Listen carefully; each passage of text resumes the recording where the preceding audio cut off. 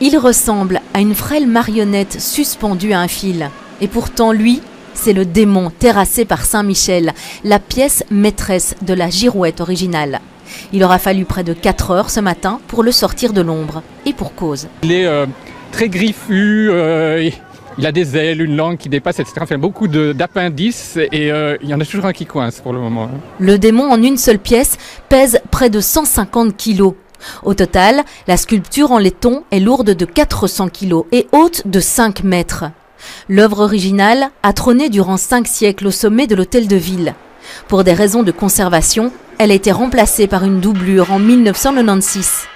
Aujourd'hui, la girouette dépoussiérée a été démontée soigneusement au préalable pour voir à nouveau le jour. Tous les morceaux vont être acheminés par une nacelle et puis un petit camion pour traverser la Grand Place et puis remonter chez nous au 2e étage de la Maison du Roi.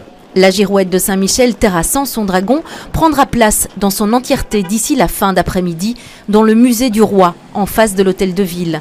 Un déménagement majeur dans le cadre du 20e anniversaire du classement de la Grand Place au patrimoine de l'humanité. Il n'y a aucune raison qu'on soit les seuls, nous, privilégiés à pouvoir le voir. C'est une œuvre majeure, une des premières girouettes dans l'histoire, une œuvre à la fois technique et artistique vraiment incontournable de l'histoire de Bruxelles. Et il n'y a aucune raison que depuis les années 90, plus personne n'ait la chance de le voir. Maintenant, on le rend au public. La girouette au complet, restaurée, se dévoilera au public dès le 4 octobre. Elle restera au musée du Roi pendant 2 ans.